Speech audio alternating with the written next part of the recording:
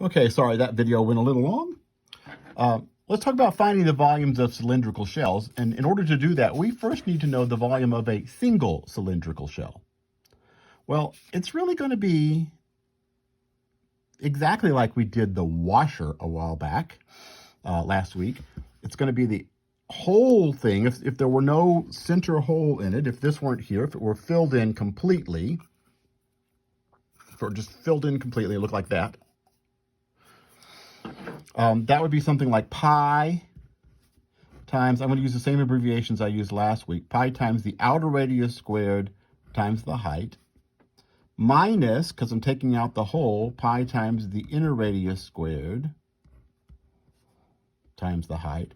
And in order to make things a little better, I'm going to do some algebra on this.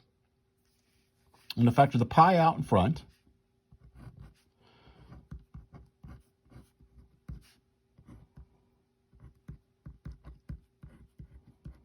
And the h out back. They each have a pi in the front and an h at the back.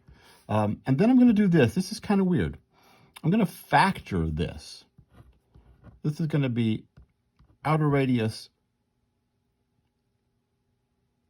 plus inner radius.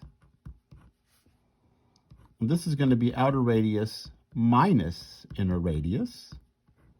And that's the height. Pi makes sense. H makes sense. You know, the outer radius minus inner radius, that's this. I don't know if you can see what I'm shading there. That's this part right here. It's actually the thickness of the shell. How thick is it? Right, because from here to there is the outer radius, and from here to there is their inner radius. You subtract those, you're going to get that distance, the thickness of the shell. H is the height of the shell. But this is the sum of the radiuses. We don't generally have a term for the, like, this radius plus that radius, but we do have a term for this.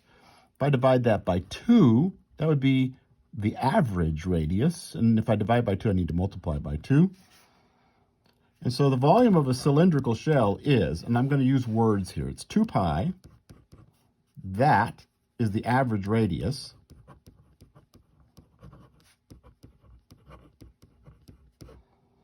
Then I'm going to put the height. And then that is the thickness of the shell. So the volume of a cylindrical shell is 2 pi, average radius, height, thickness. So let's see what would happen back on our function then. There's our function. We're taking that shell. We're going to revolve it around that axis. We're taking, this rectangle right here. We're going to revolve it around the y-axis, and that's going to create a cylindrical shell that looks like this. And so the volume of that one cylindrical shell is 2 pi.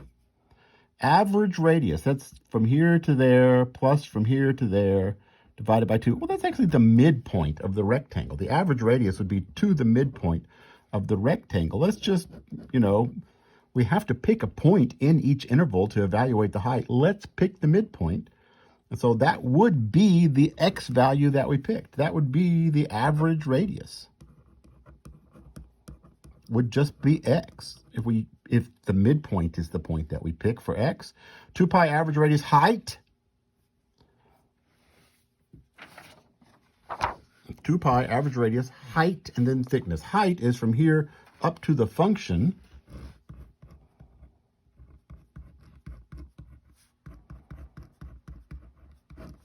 And the thickness of that shell, that's just, it's going to be this. So when I revolve that around, it's going to be that thickness. How thick is it? That's the dx. It would be the thickness of that shell. 2 pi average radius thickness shell. I'm sorry, good heavens, that was totally wrong. 2 pi average radius height thickness.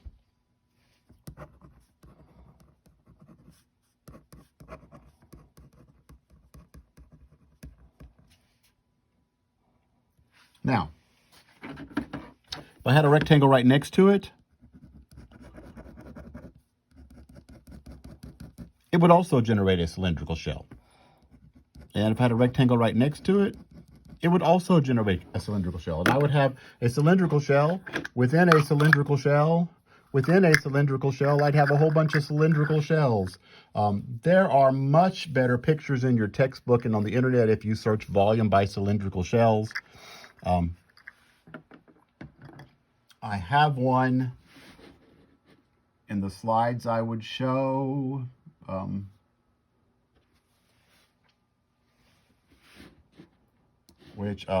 Okay, this might make you dizzy. I'm going to rotate my camera so you can see my screen. And there is a picture of nested cylindrical shells. That's what it looks like. There's a single cylindrical shell formed by rotating. There's nested cylindrical shells, and I add up all those areas. If I add them all up, sorry if that made you dizzy. It would have made me dizzy. Add them all up.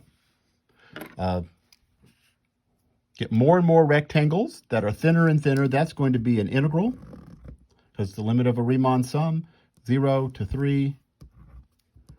This is volumes by cylindrical shells.